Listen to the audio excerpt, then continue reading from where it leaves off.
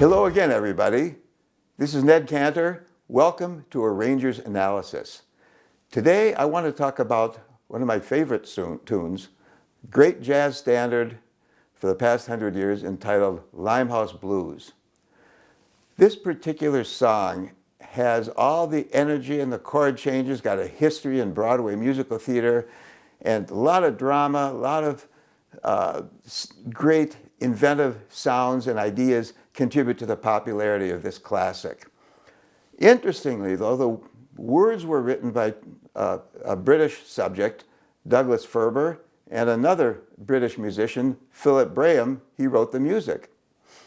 Jazz musicians love this tune, and if that's not enough, it was said to be the favorite song of Jackie Kennedy Onassis.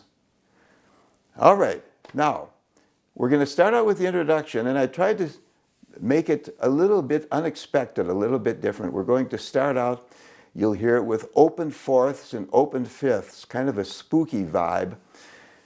And then, to get into the head of the song, we go with 3 dominant function chords. Let me show you how we do that very quickly here. We're going to do an E flat plus 9 to a D9 to a D flat 9 to get into the head.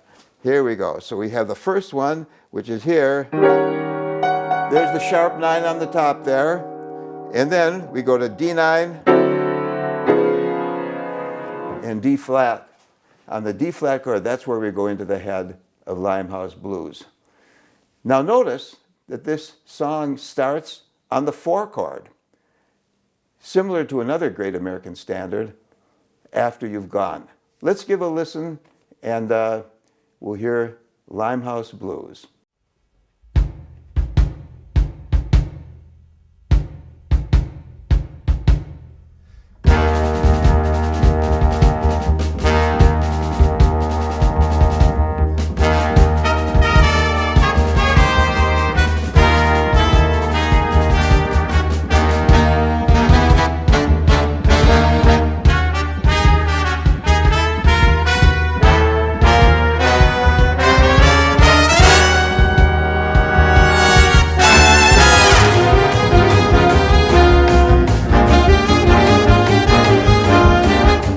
All right, we're well into the arrangement right now. Let's take a listen at some of the devices we used here. Notice the diminished scale in the sax section. That's something that works out very effectively to transition into a new section of the song. And notice something that's really important in terms of keeping in mind as an arranger. We have eighth rests in the trumpet part on the first 4 bars of letter E.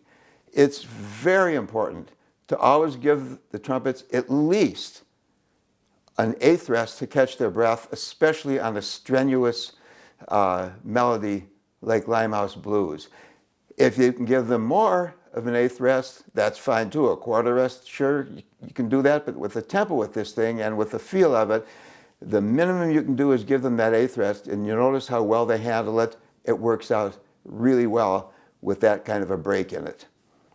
At the end of the phrase, you're going to note the descending trombone line by half steps, which I think you'll find interesting too. That lends a lot of power to that particular section.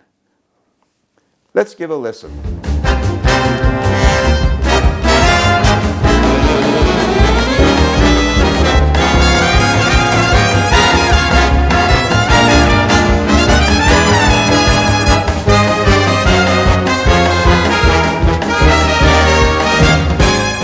All right, we're moving along right now, and we're into the solo section. Now you'll notice with this particular tune, it goes by quickly, but there's a lot of room for the soloists to stretch out. The way I set up the arrangement on this one, it featured a trumpet solo, a baritone sax solo, and a guitar solo. I think the bari sax solo works out particularly well.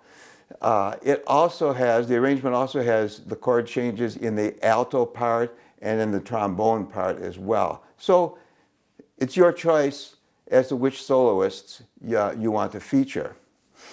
Notice on page 11, 4 before letter I, you're going to hear a unison line with the full band. Now this is something that works out well too, I think, is that occasionally with all this motion going on, it's good to throw in a unison line to kind of bring it all back together.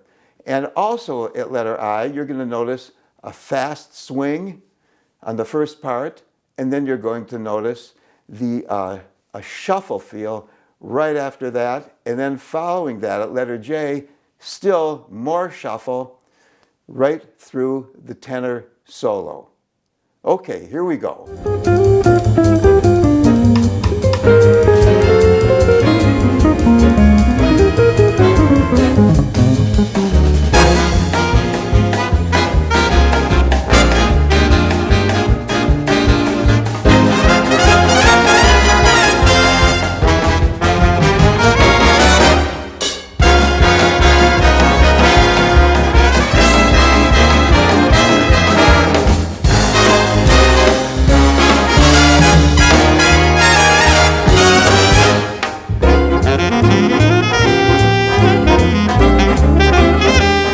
All right, here we are at letter L. Notice you're going to hear straight time, just with drum clicks played, and that keeps the band right together with that. It's a nice device that I think is fun to use. And then it goes back 4 before M to that hard shuffle. Let's listen to that.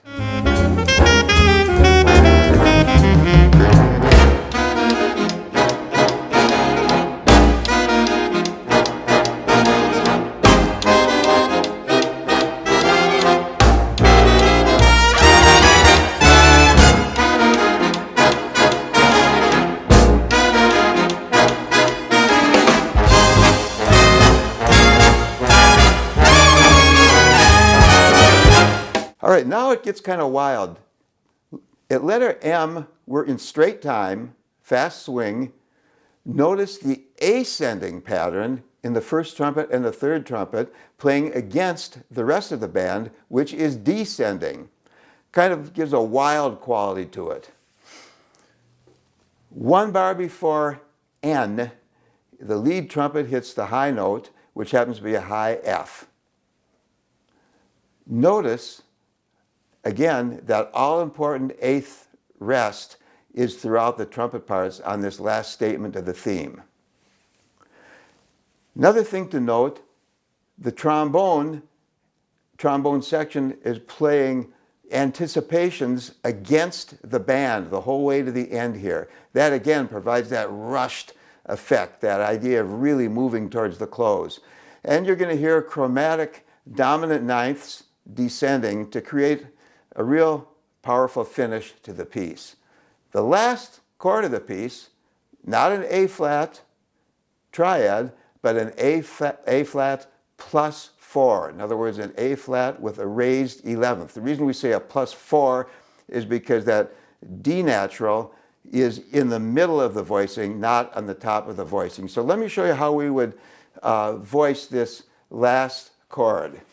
1, 7, 3, 4, 6, and then the 1.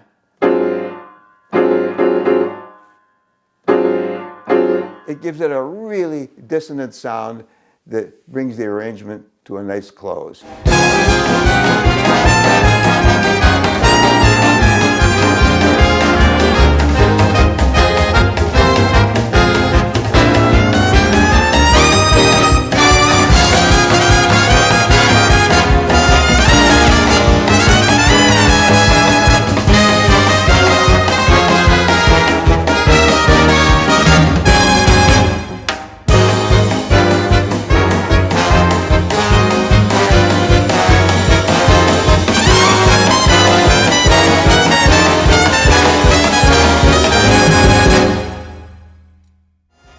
I want to thank all of you for listening to the analysis of Limehouse Blues. Hope you enjoyed it.